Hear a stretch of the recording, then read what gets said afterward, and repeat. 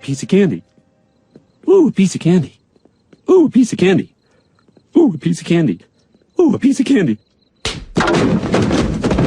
Ladies, gentlemen, and Hylians of all ages, how are you enjoying your journey in Tears of the Kingdom so far? There is so much to do around this game, substantially more even than Breath of the Wild. The map is massive, there are 3 different layers to it, and each of these layers is just full of exploration that you can do, armor that you can find, and enemies that you can slay. So you could easily be forgiven for simply not finding or even not knowing about a few of the somewhat hidden bosses in the game. The ones that you could easily miss if you don't spread out and search every little patch of land, cave, or sky island possible to reach within the game. Today then we'll be going over 5 easily missable bosses in Tears of the Kingdom, where to find them, what they are, and what rewards you get for defeating them. Before we dive into it, the order I will be showing this in is the location of the boss, then what the boss is, then the rewards that you get for beating it, and that way you can keep some surprises for yourself if you want to just trust me and head to the location that I talk about before even knowing what's actually there. With that said then, let's begin with a boss located up above in the sky. There are actually 3 of these on these 3 sky islands that I have pinned here.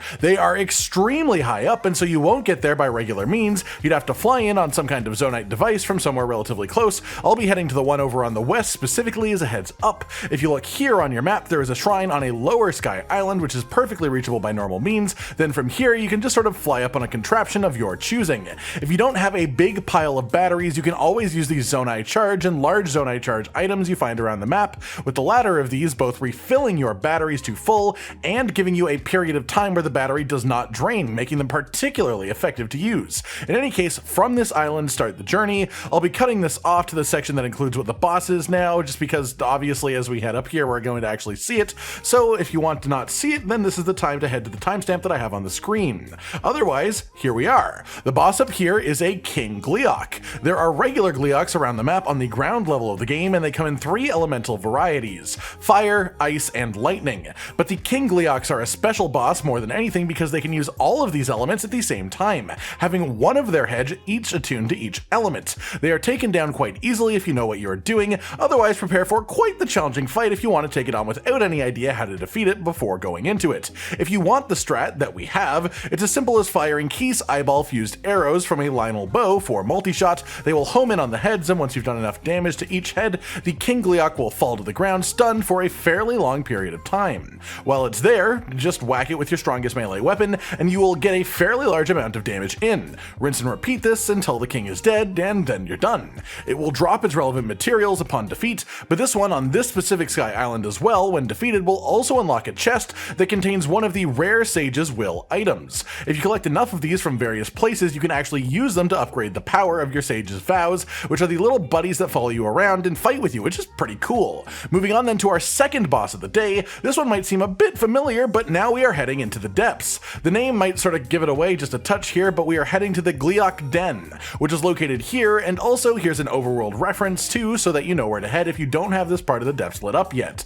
Once you arrive here, you will find the boss inside. Skip to the timestamp on screen if you don't want it totally spoiled for you, but this one is the Gloomed King Gleeok, which of course is an even scarier version of the boss that we just covered. King Gleeok uses all 3 elements, but this special depths version of it also is infected with the Gloom, and so if it hits you, it will corrupt some of your hearts on top of the massive damage that it already deals, which is actually nuts to deal with as a combination. As far as a strategy for beating it, it is actually exactly the same as a regular King Gleeok. It doesn't lose its long stun period, so if you know what you're doing, it's actually still a relatively simple fight to actually do. If you don't know what to do, however, this one can be an extreme challenge. After defeating it, you of course get the materials from the boss itself to pick up, but also a chest will open near the entrance of the area, which actually contains the cap of Twilight item, which is the helmet of Link in the Twilight Princess. I know that hat. Then third up today, let's talk about a boss actually somewhat nearby here. And this one is in the Forest Colosseum, also in the depths. This is right under the Great Hyrule Forest on the surface, and the closest light route to it is actually really nearby. So just head to the entrance from there and you will find a banana.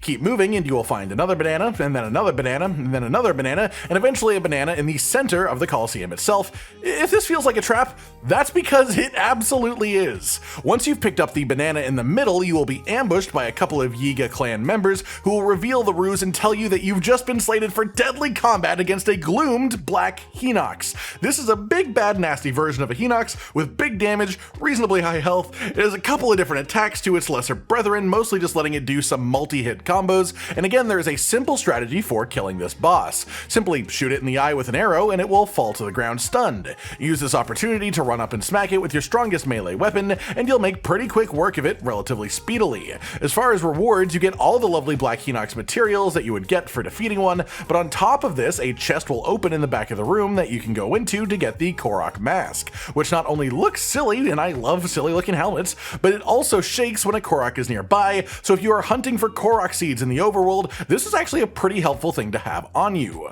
Fourth on the list then is a boss that you can actually find in multiple locations, but you never know that they were there unless you looked. I won't hide this one because I don't really view it as any sort of spoiler at all, and this is the Flux Construct 3 boss. There are tons of Flux Construct bosses in the game, but most of them are level 1 or level 2, they drop lesser goods and are easier fights to take on as well. The Flux Construct 3 can pose a bit more of a challenge as they just do a load more damage than the lesser ones do.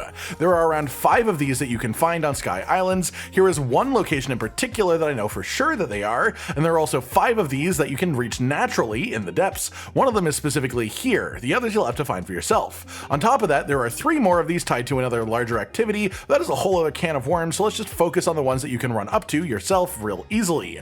These bosses are essentially a pile of boxes that attach to each other in various forms to deal damage to protect their core. The core is the big glowing box, and that is its weak spot. If you hit them with enough bomb arrows or things like that in that spot, they will fall to pieces, or alternatively, if you get up close and use Ultra Hand, you can actually grab the core box out of it and pull it out with your right stick and make it fall apart that way as well. After that, it will be stunned, so just run up and whack the core box with your biggest melee weapon and the boss will fall in no time at all. These ones don't have much health at all. It's more just gauging your understanding of how to even access the core box as a damage point in the first place, and trying to teach you that Ultra Hand is actually really strong. As far as rewards then, this differs based on which of these that you kill, but they always drop a bunch of Zonai devices for your collection, and also a fuse item, which is the Flux Construct 3 core. You cannot pick this up and take it with you, so if you want to use it, you'll have to fuse it, or else you'll lose it. Then finally today, this one requires you to have finished the Water Temple dungeon on the surface as part of the main story, and once you've done so, a new boss will be added to the depths.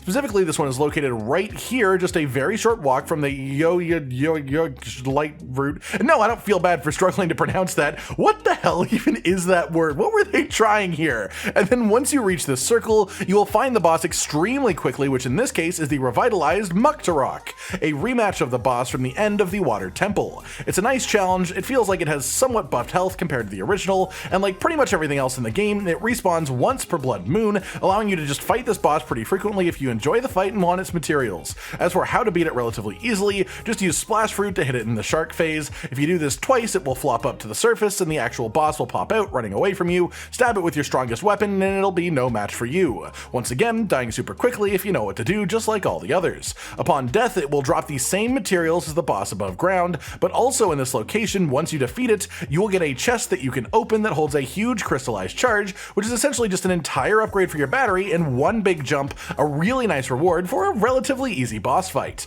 And that's it then everyone, 5 boss encounters that are easily missable in Tears of the Kingdom if you don't know where to look for them. I hope you enjoyed this and let us know if you'd like more of these, as there are definitely more bosses like this in lesser explored places around the map and within the game. Like if you liked the video, subscribe and hit the notification bell for more, and most importantly, ladies and gentlemen, until next time, stay sweet.